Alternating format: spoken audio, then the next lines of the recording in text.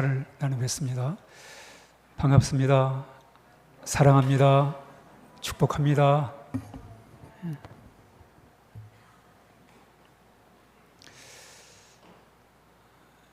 세상을 살다 보니까 문득 사는 게 힘들구나, 사는 것이 만만치 않구나 라는 것을 경험하게 됩니다. 근데 저만 그런 줄 알았더니 다른 분들 사는 걸 보니까 다 힘들게 살더라고요. 겉으로는 그렇게 표시가 잘 안 나는데 또 속을 다 또 들여다보면 다 힘들게 살아요. 정말 힘들게 살아요. 그래서 제가 왜 힘들게 살지? 를 생각을 해봤어요. 왜 힘들게 사는가? 왜 힘들게 사는가? 쉽게 좀 살지 왜 힘들게 사는가? 두 가지. 우리가 사는 게 힘든 이유 중에 하나가 뭐냐면 우리는 뭔가를 이룩하면서 세우며 살아야 돼요. 나 자신을 세우든 가정을 세우든 사업을 세우든 뭔가를 세우며 살아야 돼요. 뭔가를 세워야 되기 때문에 힘든 거예요. 여러분, 가정을 세우는 게 얼마나 어려워요, 그렇죠? 뭔가를, 사업을 일으키는 거 정말 어려워요. 사업하시는 분들 정말 힘들어요. 그 세우는 게 힘든 거예요. 또 하나가 뭐냐면 이 지켜야 돼. 우리는 뭔가를 지키며 사는 사람들이 지켜야 되기 때문에 힘든 거예요. 여러분, 사업을 이룩하는 것, 세우는 것도 중요하지만 또 그걸 지켜내야 되잖아요. 그냥 지켜지는 게 아니잖아요. 그걸 지켜내는 건 정말 어렵단 말이죠. 여러분, 건강하게 사는 거 정말 어려워요. 그 건강을 지킨다는 거 더 어려워요. 더 어려워요. 그런 말 있잖아요. 성을 정복하는 것보다 더 어려운 게 성을 지키는 거다. 수성하는 거다. 성을 지키는 게 더 어렵다는 거예요. 가정을 지켜야 되고 우리 어린 자녀들을 지켜줘야 돼. 그렇죠. 부모가 돼가지고 우리 자녀들을 지켜줘야지요. 그게 부모의 사명이잖아요. 가정을 지켜야 되고 자녀를 지킨다는 게 얼마나 어려워요, 여러분.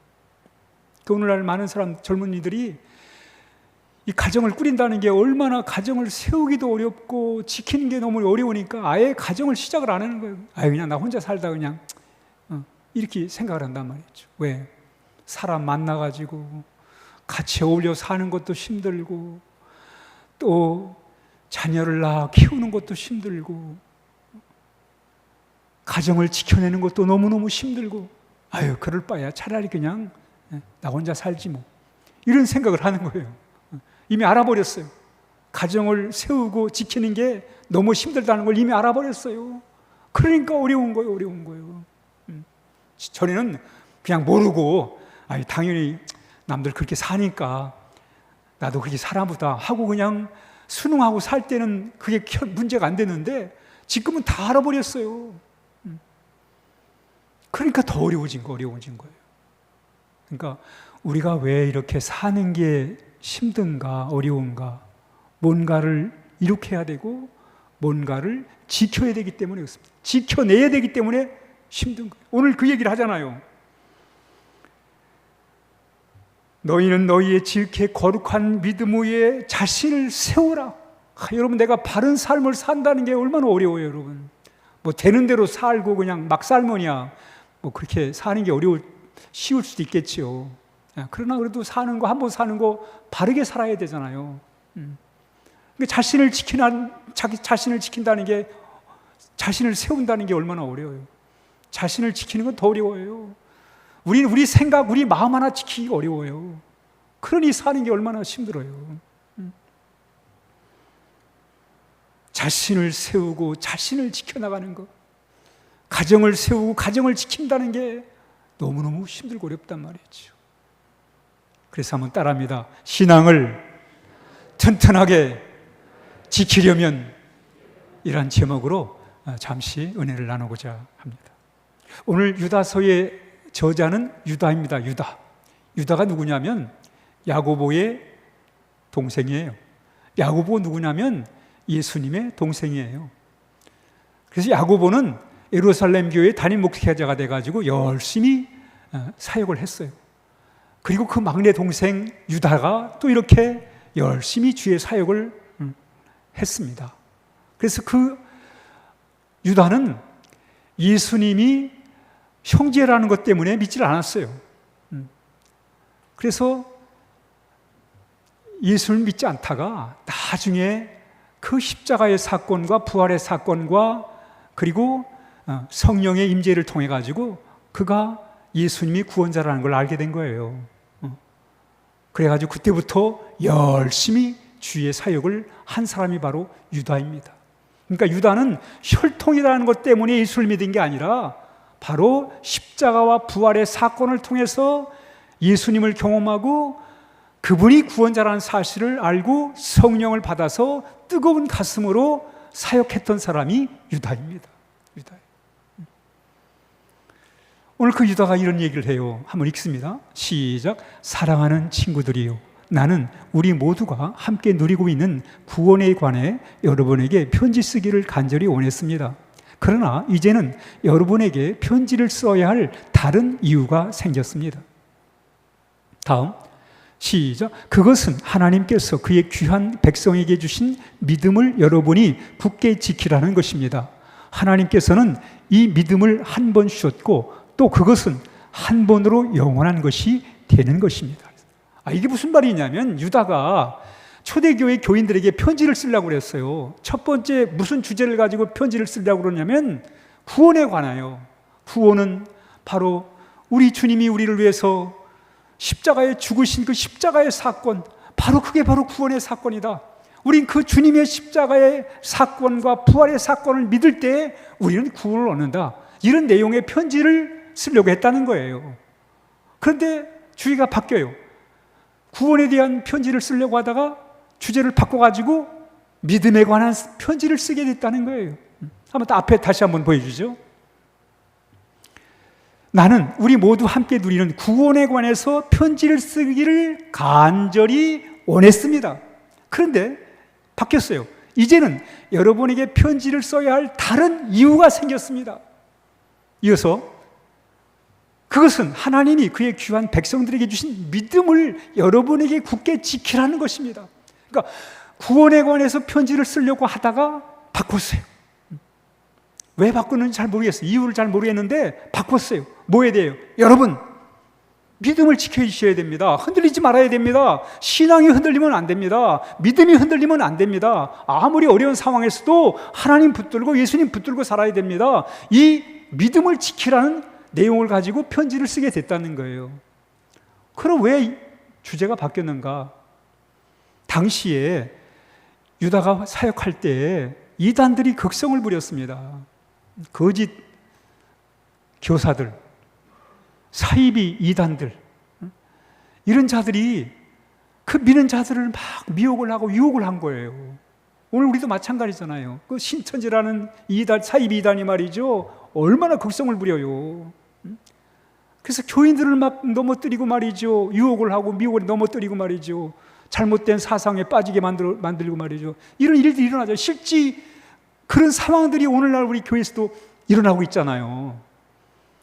이런 상황에서 유다가 내가 구원에 관한 편지를 쓰는 것보다 더 중요한 것은 지금 지금 믿음이 흔들리고 있는 이들에게 믿음을 지키라고, 그래서 믿음에 관한 편지를 써야 되겠다라고 편지를 쓰게 됐다는 거예요. 그래서 오늘 우리의 현실도 마찬가지예요. 점점 갈수록 여러분 하나님 믿기 어렵습니다. 하나님 믿는 게 쉽지가 않아요. 사람들이 유행을 만들어요. 유행을 만드는데 무슨 유행을 만드냐면 하나님 믿지 말아라. 하나님 믿지 않아도 세상 재미있게 살 수 있고 하나님 믿지 않아도 잘 살 수 있다. 이런 사상을 만들어내는 거예요. 아니, 남자끼리 결혼하면 어떠냐, 여자끼리 결혼하면 어떠냐, 내 좋으면 되지, 내 기분 좋아지면 되는 것이지 그게 뭐가 문제가 돼. 아니, 내 남자로 태어났지만 여자로 성전환하면 뭐가 문제야, 내가 하고 싶은데. 내가 내 인생 결정하는데 왜 그래?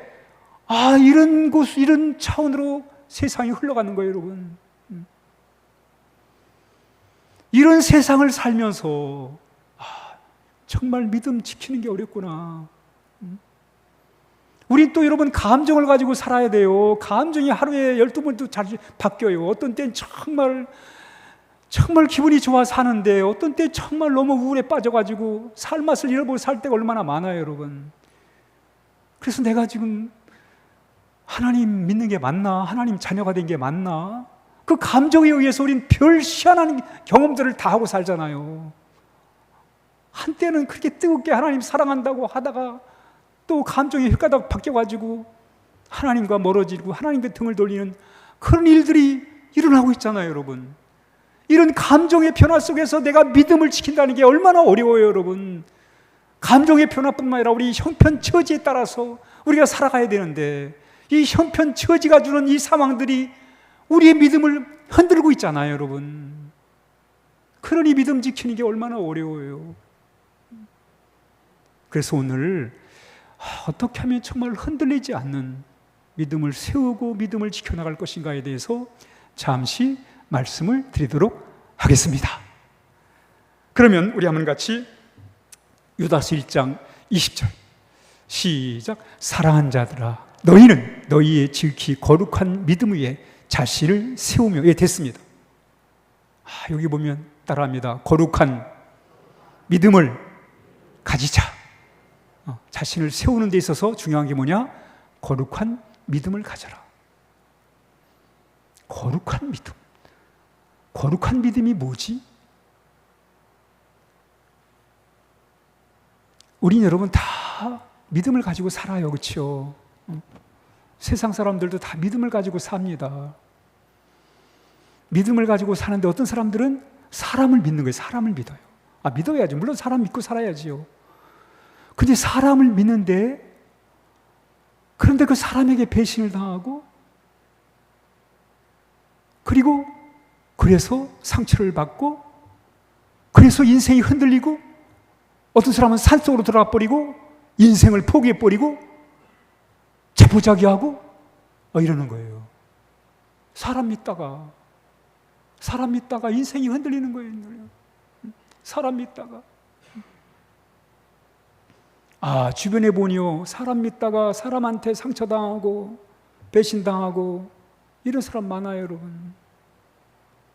사람 믿다가 사람 믿는 게 뭐가 잘못됐다고 사람 믿은 것 때문에 이렇게 고통을 당해야 돼요, 여러분. 어떤 사람은 물질을 그렇게 믿어요. 물질, 돈이면 다 되지. 안 되니까 어디 있어? 돈이면 되지. 물질을 그렇게 믿는다니까요, 물질을. 그리고 그 물질 위에다 자신을 세우려고 하는 거예요. 그게 많으면 마치 내가 대단한 사람 같고 그게 없으면 나는 초라한 사람같이 돼버리고 그 물질에다 자신의 인생의 기초를 바탕을 두고 사는 사람들, 그 물질을 이렇게 믿는 거예요, 물질을. 어느 사람은 인기를 그렇게 인기와 명예와 권력을 믿는 사람들 있잖아요. 그런데 그걸 믿고 살아서 잘 되면 괜찮은데 허망하게 되는 사람이 너무나 많단 말이지요. 그렇게 이런 믿음들은 이게 물거품 같은 믿음이구나. 사람 믿는 것도 그렇고 명예를 믿는 거, 권력을 믿는 거 다 이 물거품 같은 거구나. 나 자신을 믿는 것도 마찬가지고 도대체 뭘 믿고 살지? 이런 생각을 할 때가 있잖아요. 근데 오늘 뭐라 그래요? 거룩한 믿음을 가지라. 그럼 도대체 거룩한 믿음이 뭐야? 거룩한 믿음은 따라합니다. 하나님을 믿는 것이다. 하나님을 믿는 거예요, 여러분. 하나님. 근데 믿기가 어렵죠. 왜? 하나님은 안 보이시니까. 차라리 뭘 보이는 걸 가지고 믿으라고 그러면 좀 낫겠어요, 그렇죠? 그러니까 불교에서는 불상을 만드는 거예요. 왜? 이거 보고 믿어라. 이거 보고 이 앞에다가 100번 기도하고 안 되면 1000번 기도하고 기도해라. 이 우상단지가 문제 해결해 줄 거다 라고 얘기를 하는 거예요. 그러니까 그래도 안 보이는 것보다 보이는 게 나으니까 거기다 갖다 절을 하는 거예요. 그리고 하나님 믿기가 참 어려워요. 그러나 우리는 하나님을 믿는 거예요. 선하시고 의로우시고 거룩하시고 전능하시고 영원하신 사랑의 하나님을 믿습니다. 그게 거룩한 믿음이에요, 여러분. 하나님 믿는 게. 믿기가 어렵지만 그 하나님을 믿는 것이 믿음이란 거룩한 믿음이란 말이에요, 여러분. 거룩한 믿음이에요. 그 거룩한 믿음이 뭐냐? 거룩한 믿음은 바로 주님이 우리를 위해 십자가에 죽으신 십자가 사건과 다시 사신 부활의 사건, 그 십자가와 부활의 사건이 무슨 사건이다?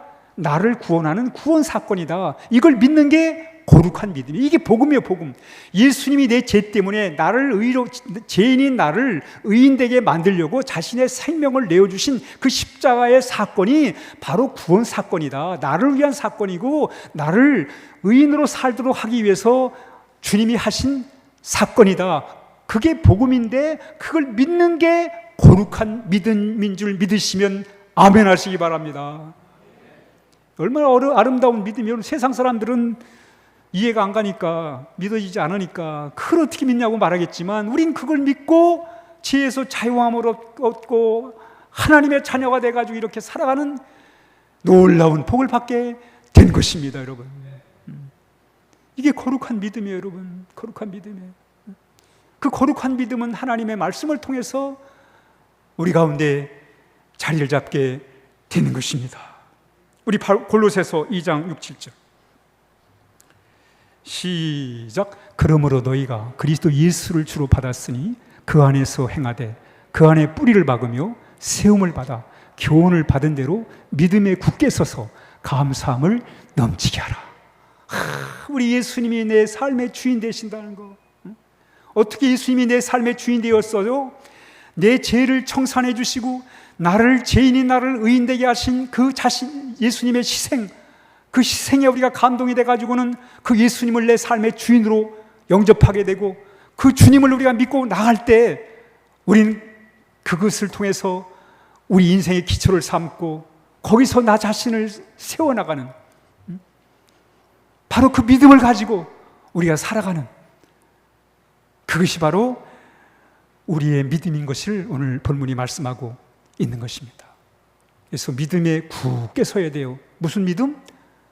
주님이 나를 위해 십자가에 죽으셨는데 내가 그걸 믿음으로 내가 구원받아가지고 이제 내 삶의 인생은 주님이 주인이시고 주님이 책임져 주시고 내 마음대로 사는 인생이 아니라 우리 하나님의 인도를 따라 살아가는, 하나님의 다스림 받고 살아가는 이 아름다운 인생.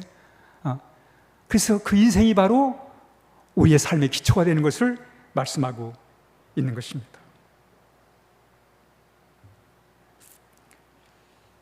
이런 삶은 흔들림이 없는 견고한 삶이 되는 거예요, 여러분.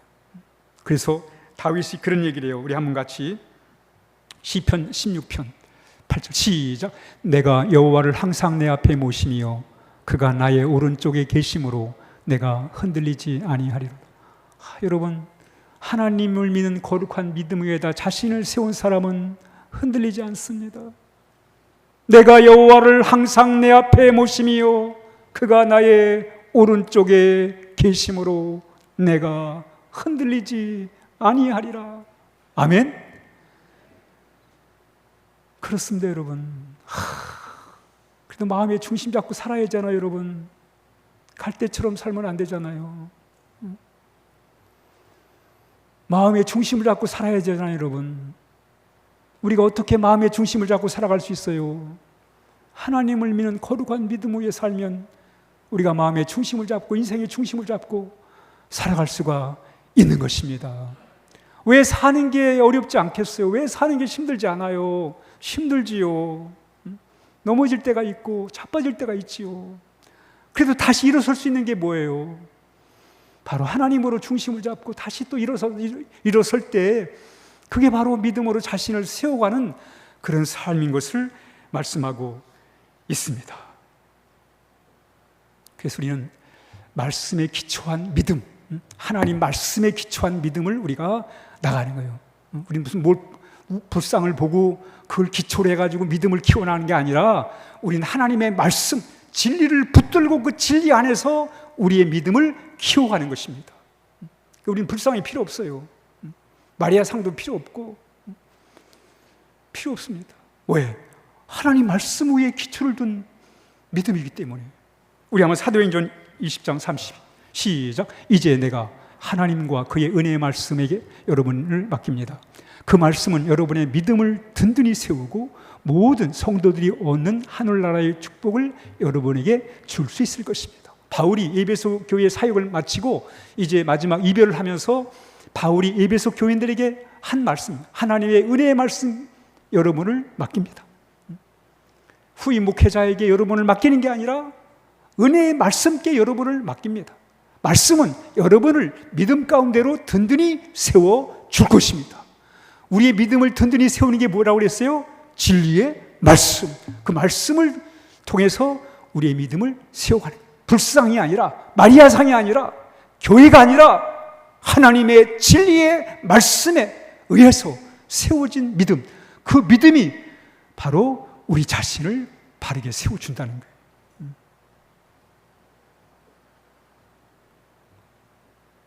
그러면서 우리 마태복음 7장 시작. 그러므로 누구든지 나의 이 말을 듣고 행하는 자는 자기 집을 반석 위에 지은 지혜로운 사람 같다 하리라. 비가 내리고 홍수가 나고 바람이 불어 그 집에 부딪히되 그 집이 무너지지 아니하리니 그 까닭은 그것을 반석 위에 세웠기 때문이다. 그렇습니다, 여러분. 우리의 믿음은, 기초는 반석이신 우리 예수님 위에다가 세웠기 때문에 우리는 세상 살다가 풍파를 만날 수 있지만은, 그러나 견고한, 튼튼한 그런 귀한 삶을 살 수 있습니다. 두 번째, 우리 같이 함께 유다서 1장 20절 시작. 사랑하는 자들아, 너희는 너희의 지극히 거룩한 믿음 위에 자신을 세우며 성령으로 기도하며. 따라합니다. 성령으로 기도하자. 성령으로 기도하자. 성령으로 기도하는 게 뭐야? 기도면 기도지. 우리 성령의 도움 없이도 기도는 할 수 있어요. 그렇죠? 내가 필요한 게 있고 아쉬운 게 있고 하나님의 도움이 필요하기 때문에 우리는 성령의 도움 없이도 우리 스스로 나름대로 기도할 수 있어요. 그런데 오늘 왜 유다는 성령으로 기도를 해라, 성령의 도우심을 받아 기도하라, 이렇게 말을 하는가? 여러분, 우리 자신의 이 감정만 가지고는 기도가 어려워요. 물론 마음이 활짝 열려가지고 하나님께 할 말이 많고 기도할 게 많을 수 있어요. 그렇죠? 그러나 그렇지 않은 기분이 더 많아요. 지금은 내가 기도할 기분이 아니지. 기도할 수 없을 때가 있다니까요. 마음이 닫혀 있어요. 입이 열리지가 않아요. 하나님께 할 말이 없어요. 이럴 때 어떻게 해요? 항상 기도하라고 말씀하고 있는데, 이럴 때 내 기분에 의해서, 내가 기분에 의해서 기도하고 싶을 땐 기도할 수 있지만, 그러나 그러지 못할 때는 우리가 어떻게 기도하냐 말이에요. 그럴 때 여러분들 어떻게 해요? 네? 이때 우리는 성령의 도우심을 구하는 거예요. 성령. 사실대로 말을, 하나님, 지금 내가 기도할 마음이 아닙니다. 기도할 수가 없습니다. 무슨 말을 해야 되는지도 잘 모르겠고 내 마음이 열리지 않습니다. 입술도 안 열립니다. 그 사실대로 얘기를 하는, 성령께 얘기를 하는 거예요. 얘기를 사실대로 솔직하게 고백을 하는 거예요. 왜 이런 고백을 해야 돼요? 우리 에베소서 6장 18절 시작. 모든 기도와 간구를 하되 항상 성령 안에서 기도하고 이를 위하여 깨어 구하기를 항상 심쓰며 여러 성도를 위하여 기도해라. 항상 성령 안에서 기도를 해라. 그러니까 기도가 될 때는 스스로 기도할 땐 스스로 기도하면 되는데, 기도가 안 될 때는 어떻게 해요? 이땐 성령의 도움을 구해야 하잖아요. 그렇죠? 그러니까 기도할 때나 안 될 때나 우리 늘 항상 성령 안에서 기도를 해야 돼요. 내가 기도하고 싶을 때는 기도에 힘써서 기도할 수 있는데, 기도할 수 없는 마음을 가질 때는, 그런 기분을 가질 때는 힘쓸 수가 없어요. 힘쓸 수가 없어요. 힘을 써서 기도할 수가 없다니까. 그렇기 때문에 우린 성령의 도움을 구하며 기도하라는 거예요. 왜 성령의 도움을 구하며 기도를 해야 돼요? 우리 로마서 시작. 이와 같이 성령도 우리 연약함을 도우시나니 우리는 마땅히 기도할 바를 알지 못하나 오직 성령이 말할 수 없는 탄식으로 우리를 위하여 친히 간구하시니라. 성령이 뭐 하는 분이세요? 우리 연약함을 도와주는 분이세요. 기도를 도와주는 분이세요. 우리가 기도하기 어려울 때 성령이 말할 수 없는 탄식으로 우리를 위해 기도를 해주신다 그랬잖아요. 그러니까 여러분, 하나님과의 아름다운 관계를 유지하는 방법 중에 하나가 기도하는 것인데, 그 기도가 안 돼버리면 하나님과의 관계 유지가 어렵잖아요. 이럴 때 우리가 어떻게 기도하느냐? 예수 믿는 자에게 함께 하시는 성령의 도우심을 따라서 기도를 하는 거예요. 그래서 저 같은 경우에는 기도가 안 되고 힘들고 어려울 때 성령이여 나는 지금 기도할 마음이 아닙니다. 기도할 수가 없습니다. 기도할 수 있도록 도와주세요. 도와주세요. 은혜를 주세요. 내 마음을 열어주세요. 내 마음이 감동이 되게 해주세요. 기도할 마음을 갖게 해주세요. 기도를 하는 거예요, 여러분. 그러면 어느 순간인가 하나님이 또 내 마음에 감동을 주세요. 그 감동을 하나님께 기도를 하는 거예요. 때로는 뜨거운 눈물을 흘리게 해주세요. 그런 기도가 시작이 되는 거예요, 여러분. 그러니 우리는 늘 상상 성령으로 기도를 해. 성령의 인도하심을 따라 기도하는 거예요. 우리 늘 기도할 때마다 성령님 나의 기도를 도와주세요. 지금 내 마음이 활짝 열려가지고 기도가 잘 될 때도 성령이 도와주시고, 내 마음이 다쳐가지고 내 마음이 냉랭해져가지고 기도할 수 없는 마음이랄지라도 그때도 하나님이 내 마음, 내 감정, 내 기분을 주장하셔서 기도할 마음을 주세요. 이렇게 기도를 하는 거예요. 여러분, 그 기도가 하나님과의 관계를 잘 유지하게 만들고 우리 자신을 세우고 지키는 그런 영적 에너지가 되는 것입니다.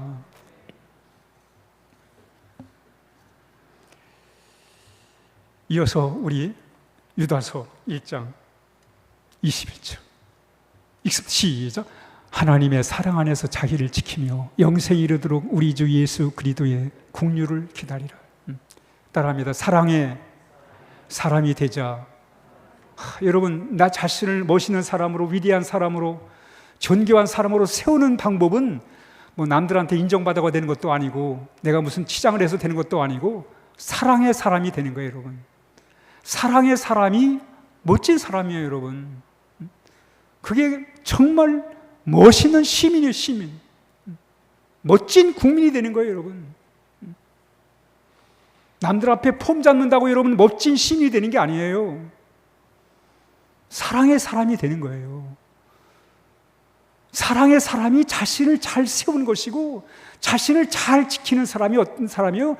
사랑의 사람이 된 사람이 자신을 잘 지킨 사람이에요, 여러분. 세상에 못된 사람 얼마나 많아요, 여러분.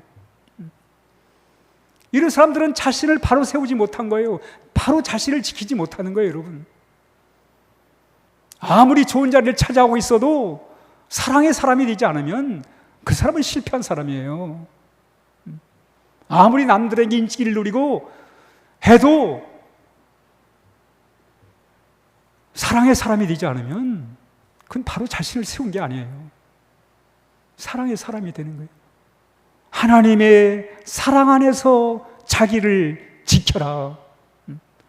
얼마나 아름다운 말씀이에요. 하나님의 사랑으로 자기를 지켜라. 그럼 도대체 사랑의 사람이 된다는 게 뭐예요? 사랑의 사람이 된다는 것은 하나님이 나를 사랑한다는 것을 확신하는 거예요. 확신하는 거예요. 누가 뭐라 해도 하나님이 나를 사랑하지. 한번 따라합니다. 하나님이 나를 사랑하지.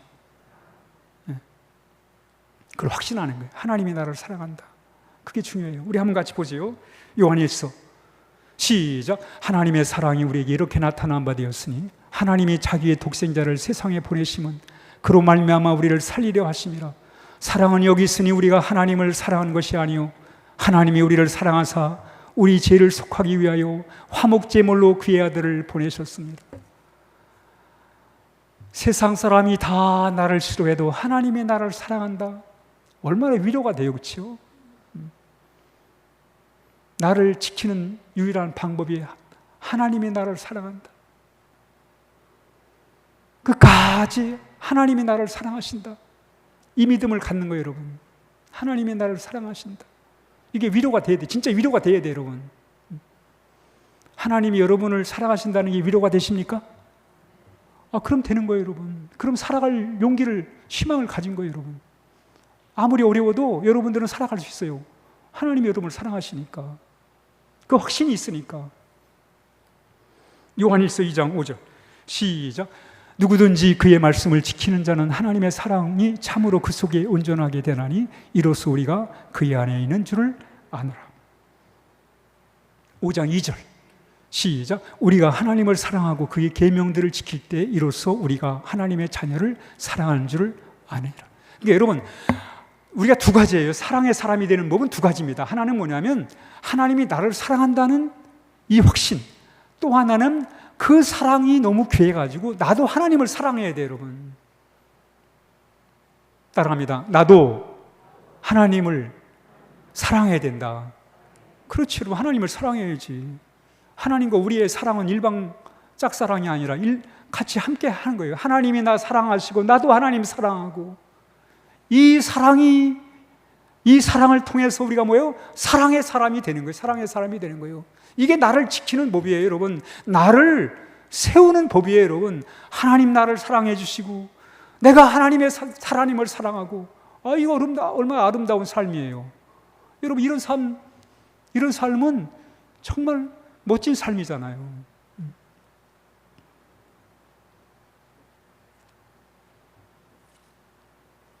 하나님이 나를 사랑할 때 내 마음을 지켜낼 수 있는 거예요. 사랑은 허다한 죄를 덮는다고 그랬어요. 사랑 안에는 두려움이 없다고 그랬어요. 그러니 여러분, 우리가 용기 있게 살아가는 길, 그게 하나님 사랑하고 내가 하나님 사랑하고 하나님이 나 사랑하는 그 사랑에 의해서 우리는 용기의 사람이 되는 거예요. 사랑의 사람은 용기를 가지고 살아가는 거예요. 두려움이 없어요. 왜? 하나님이 나 사랑하는데, 내가 하나님 사랑하는데. 마지막 유다서 1장 21절 시작. 하나님의 사랑 안에서 자신을 지키며 영생에 이르도록 우리 주 예수 그리스도의 긍휼을 기다리라.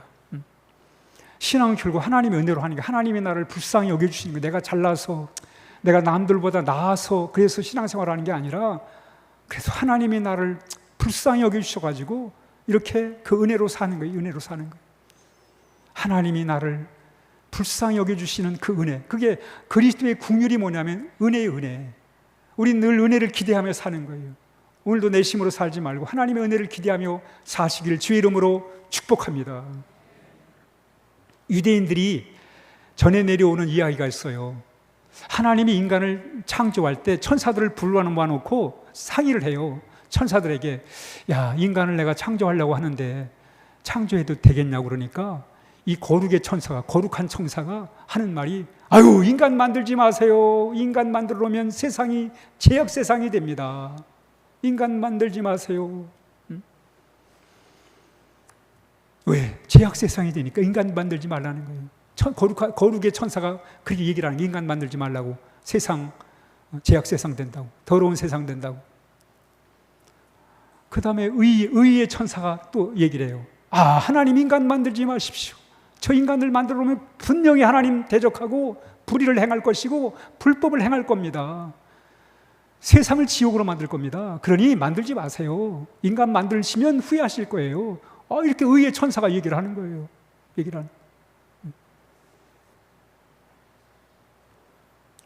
이번에는 빛의 천사가 또 얘기를 하는 거예요. 하나님, 인간 만들지 마십시오. 인간을 만들면 이 세상, 어둠의 세상이 될 겁니다. 칠흑같이 어두운 세상이 될 겁니다. 그러니 만들지 마세요. 그래서 하나님이 만들지 말아야지. 거의 그렇게 생각할 쯤에 불쌍히 여기는 긍휼의 천사가 하나님께 얘기를 하는 거예요. 하나님, 인간을 만드세요. 인간을 만드세요. 인간을 만드셔가지고 인간이 죄악에 빠질 때 내가 거룩한 하나님께 인도를 하겠습니다. 그들이 불의를 행하고 불법을 행할 때 의로우신 하나님께로 인도하겠습니다. 그들이 어둠의 삶을 살아갈 때 빛이신 하나님께 그들을 인도하겠습니다. 그러니 인간을 만드십시오. 그러니까 결국 인간이 어떻게 시작되면 불쌍히 여기는 그 국률의 천사 때문에 인간이 시작이 됐다는 거예요. 그렇습니다, 여러분. 우리가 살아가는 게 하나님의 은혜로 사는 거예요. 하나님이 나를 불쌍히 여기셔서 사는 거예요, 여러분. 내 잘난 맛에 사는 게 아니라 하나님이 나를 불쌍히 여기셔서 그 힘으로 살아가는 줄 믿으시면 아멘 하시기 바랍니다.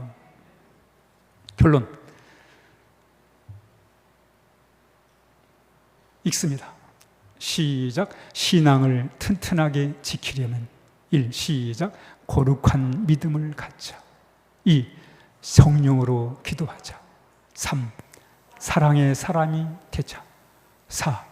은혜를 사모하자. 그렇게 사시겠습니까? 기도하겠습니다.